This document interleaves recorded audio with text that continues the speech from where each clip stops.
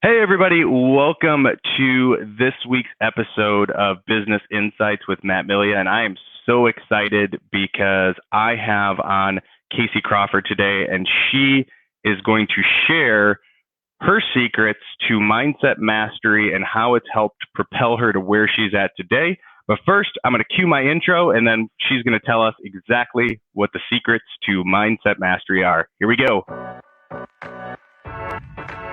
Welcome to Business Insights with Matt Milia. I'm your host, Matt Milia, and in this podcast, we'll talk about the real, raw, uncut business success secrets you won't find anywhere else. Follow my journey from entry level to CEO. We discuss real actionable items you can plug into your business right away. To subscribe to our weekly top tips, you can go to www.mattpodcast.com and join our community of elite high-level performers.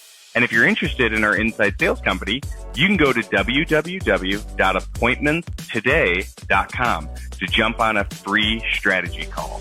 And now, stay tuned for our podcast.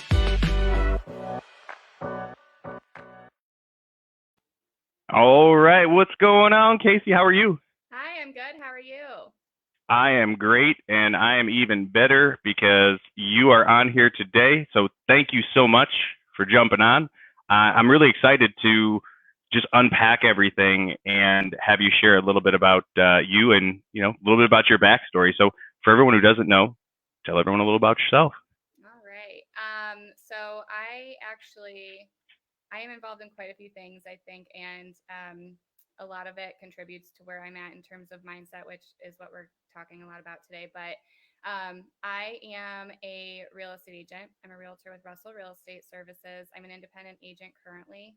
And I got started in real estate in 2013. I lived in Denver, and so I'm actually licensed in Colorado as well. And I have a side business there, transaction management company, just something that ended up happening through my career there. But I moved back to Cleveland at the end of 2016. I've been licensed here since 2017. And I've realized that a lot of growing your business is based around mindset and routines, doing the things that you love and finding joy where you can with what you're doing. So, beyond that, I am creating a company called the Mindset Collective. And essentially, what that is, it just helps people. I'm having multiple things within that I'll be focusing on. So there will be a book, there will be a coaching program. Personally, I have a 2-year-old. I'm a single mom, and I work a lot. So That's awesome. yeah, I don't know. Other than that, I have things that I like to do outside of it, but I do work quite a bit. But yeah. So, I mean, you're going to be putting all that together, still with being a single mom, which I got to give you all the credit in the world for. I could not even imagine being a single mom or a single dad. So kudos to you for that. That's amazing. And then you're still building a business, a legacy. You're going to be writing a book, which is awesome.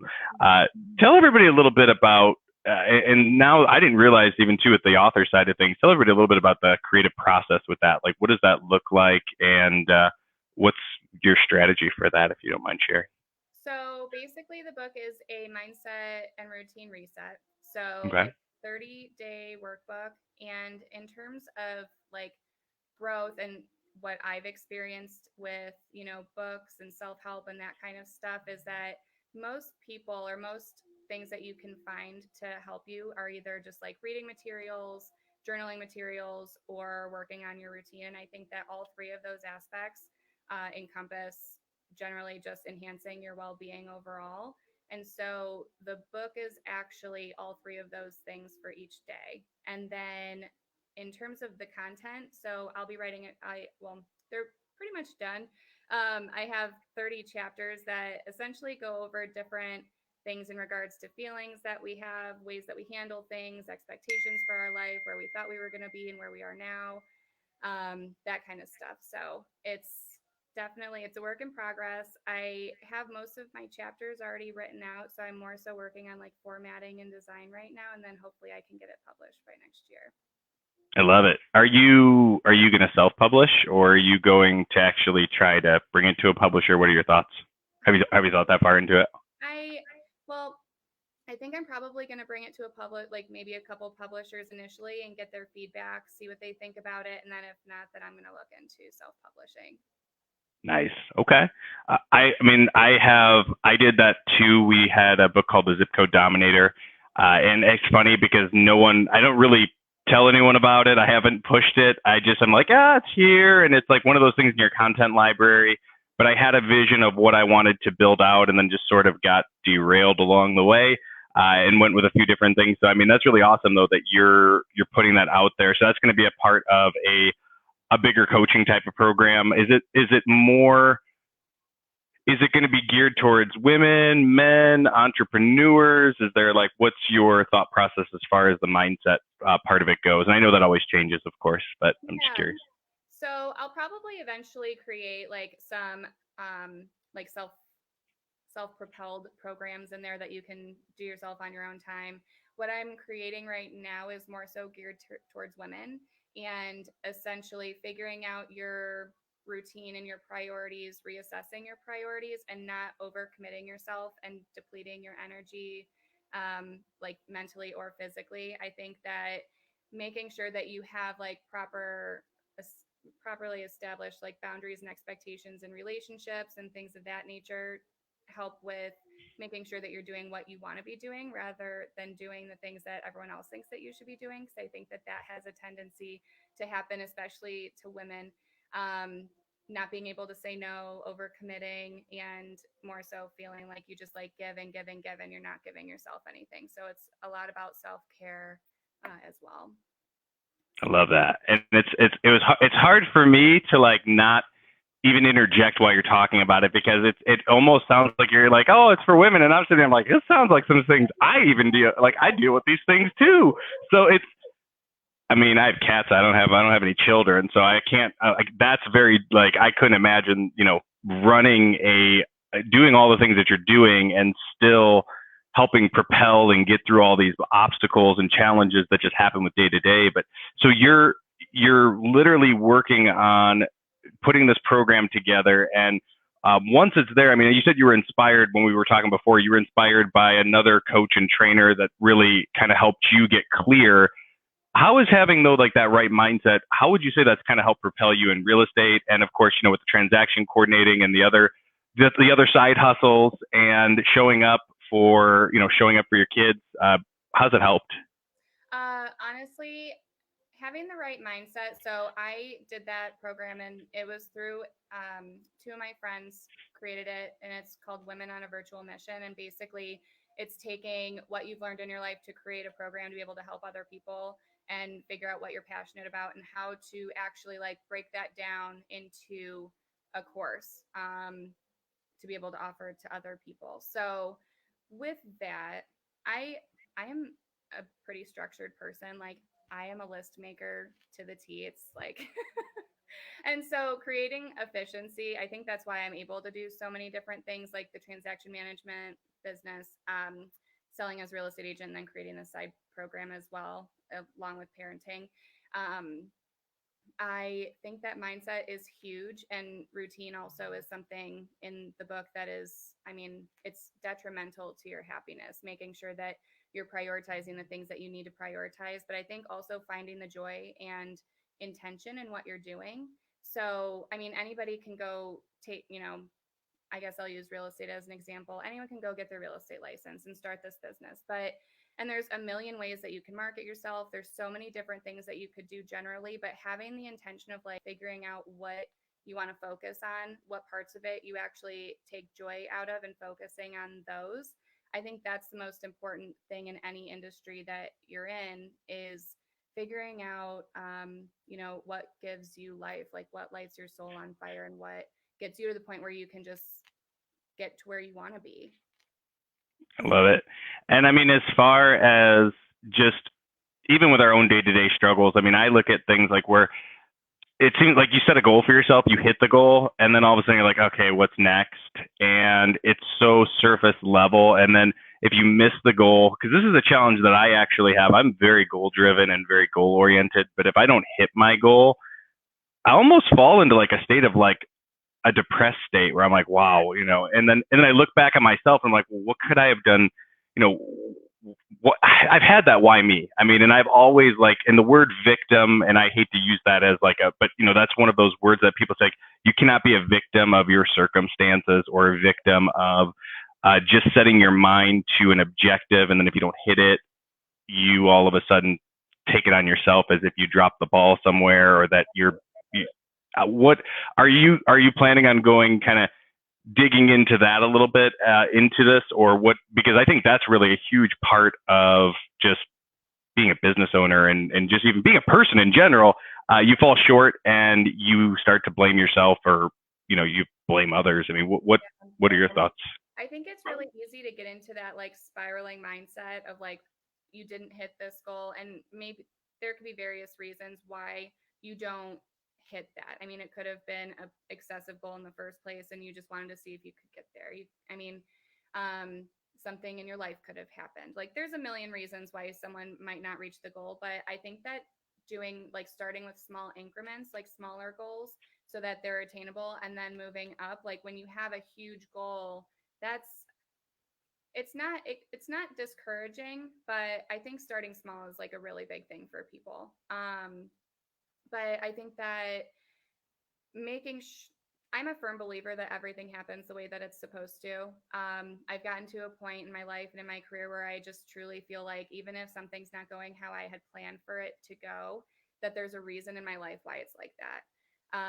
So kind of just letting go and not needing all of that like full control all the time is huge. And it allows you to take a step back and see, like, look at what you're doing and what you can adjust to make sure that you are hitting your goals the next time around. I love it. So you're now taking, what you're planning on doing is, are you going to be creating like videos, coursework? What's kind of the format of, and I know again, you're still working through the process, but I love finding this part of it out because it makes a huge difference in people's lives, because the only thing you can control is the space between your ears. Totally. Yeah, I agree. Yeah, all of the above. I'm creating videos, worksheets, guided meditations, things of that nature to kind of help propel through the course.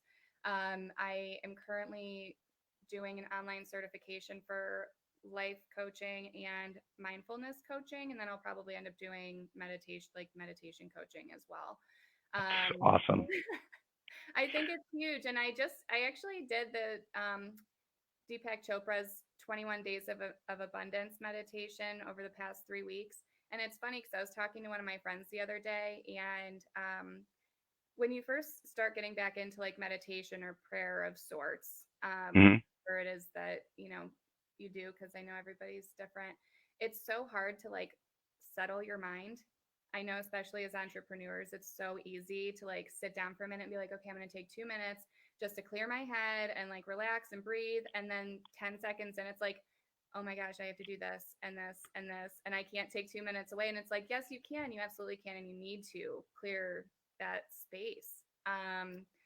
So it's funny how as you do it, you get a little bit more used to it as you progress through that type of thing. But, I think that initially the program, I've kind of shifted the intent a little bit a couple times, just because there's things that, you grow as you do it, and you kind of recognize that there might be some that need to be addressed. And, initially I wanted it to be something where it was more so addressing like the hard feelings that you have in terms of like letting things go or changing relationships or feeling obligated to do things and not necessarily prioritizing yourself. Because I think of it's easy to get into that victim mindset. Like you said, like, people aren't treating me like this, but it's more so like dealing with the feelings of recognizing that you let people treat you that way. And it really is ultimately within your control how you handle those things.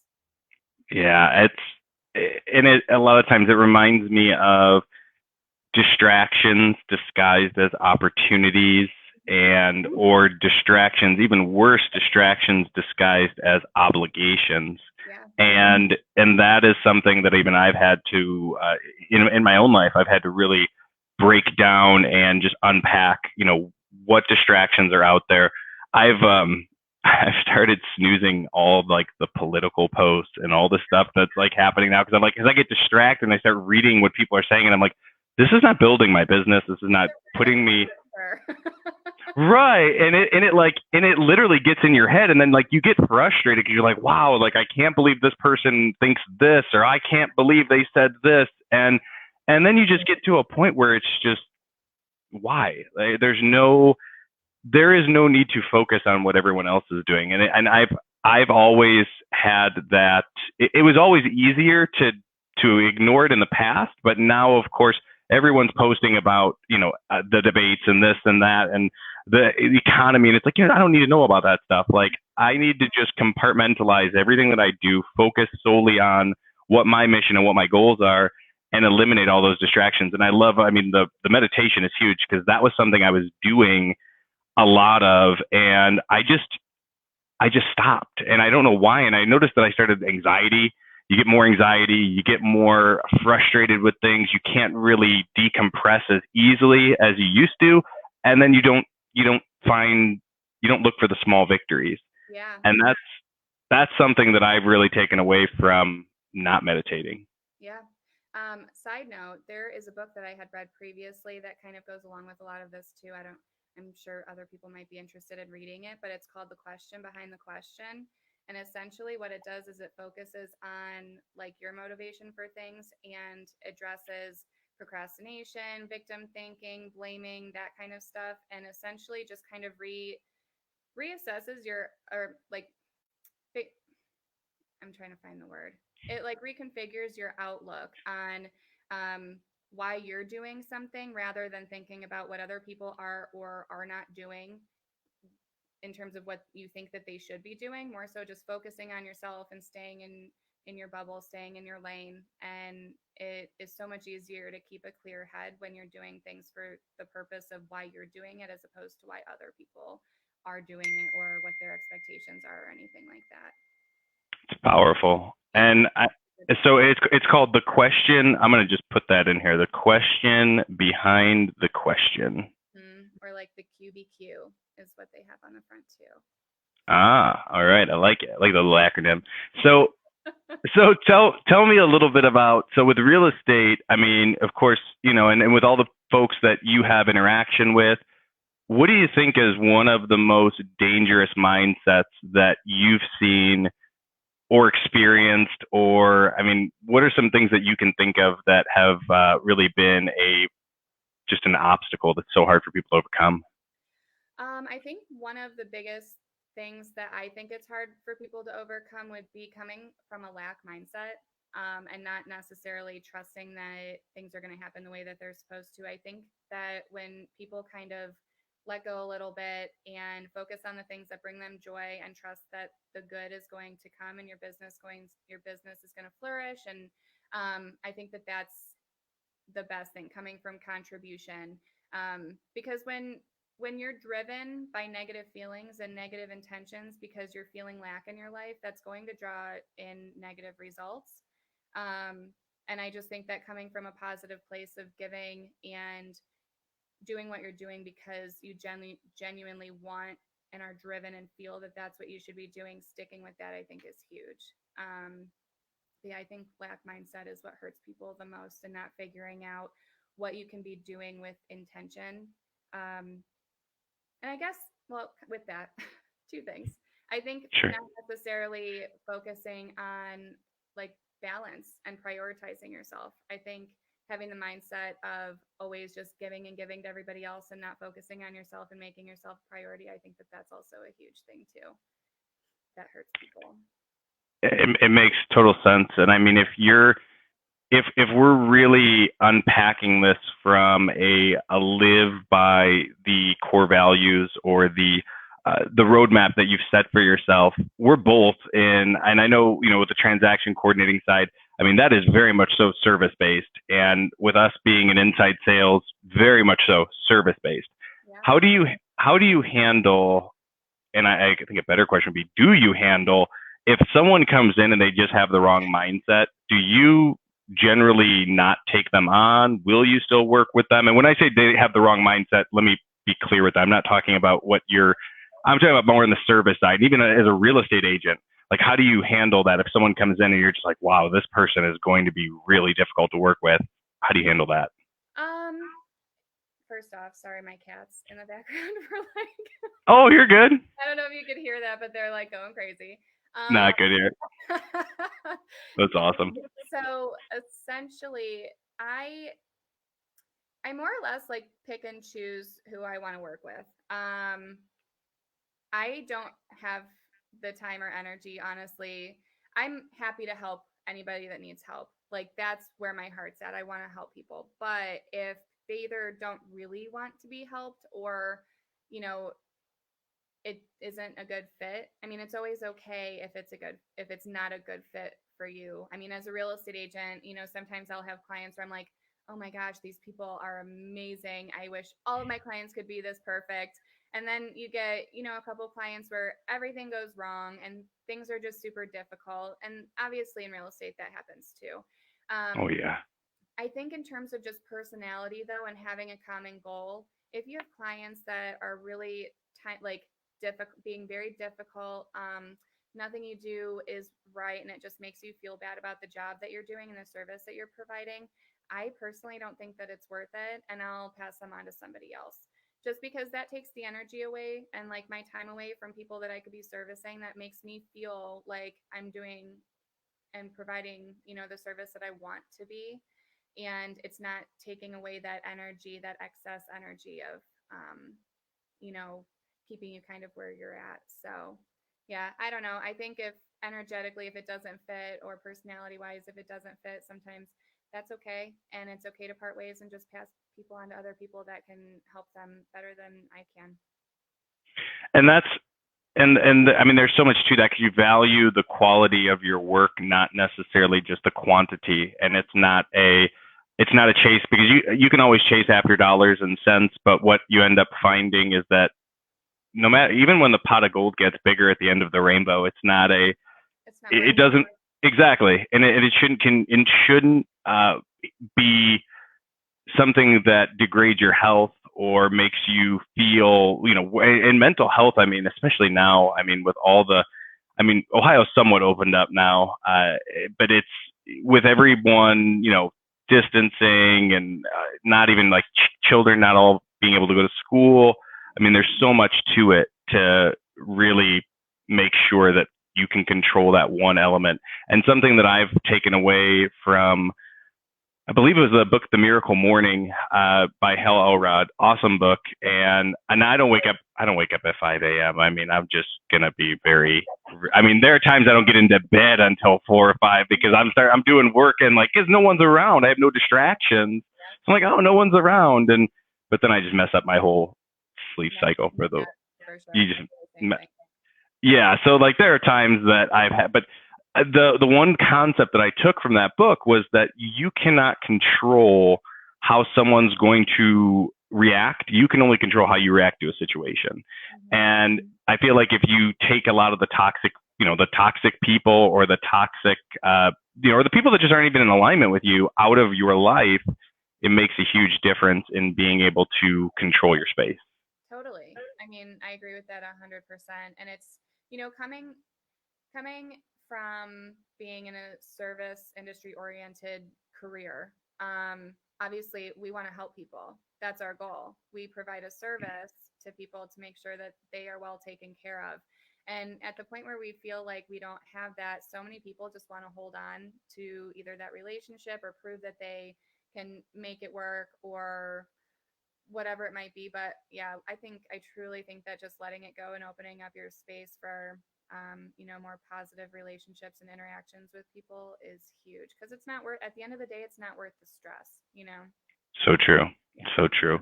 Well, for anyone that wants to, so I know that you're working on it. When is the date? Do you have a goal in mind as to when you're going to have everything? And I know, of course, I don't want to put you on the spot, but okay. I'm just wondering, like, a month from now, 2 months, when do you think you'll have something out to help empower all these folks? The book, I'm hoping by the beginning of January. Nice. And then hopefully the coaching program around the same time. Perfect. I've been pretty busy with work lately, so I It's a good thing. It is a good thing. I mean, right. Yeah, it's all good.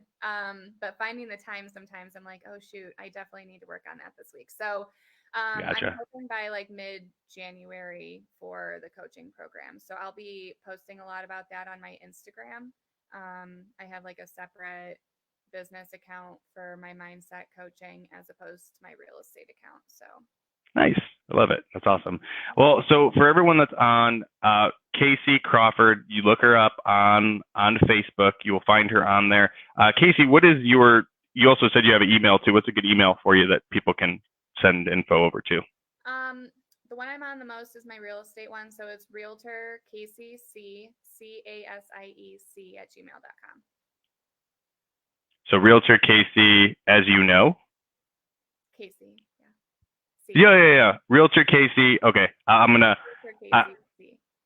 Gotcha. All right. I want to make sure. Well, I want to make sure that I have the. I'm going to put that in our comments too, so that for everybody who's watching and anyone, because we have a ton of people that watch our replays. So, and that's really where I believe that this is really going to be massively impactful for the folks that watch. And if there were one, I guess, closing that you could leave everyone with, just a few things to kind of help them, through maybe difficult or challenging times, what's one thing that you would leave everyone with as far as it relates to, owning their mindset? I think the biggest thing is making sure that you have a good work-life balance and that you're prioritizing yourself as much as you're prioritizing your work, because it's so hard to give to other people when you're not taking care of yourself and feeling, like a priority. So that would be, I think, my biggest thing. I know that all too well, trying to please everyone else and not doing enough for yourself. So I totally get it. Well, Casie, thank you so much for coming on. You dropped a ton of value, and when you do have your program out, let's reconnect. I mean, I'd love to even have you back on, and then we can have the really kind of how, what the journey, you could talk about the journey of creating it. And then from there, I mean, we can also share some ways that everybody can just get in touch, get access to it. And I think it's of massive value. So thank you so much for jumping on. Of course. And I loved it. This is great. Absolutely. And for everybody that's watching, again, reach out to Casie either via email, or you could find her on Facebook. And I'm excited to see what you come out with. So guys, same channel, same place next week. Casie, thank you again. And we'll see everybody on our next episode. Perfect. Thanks, Casie.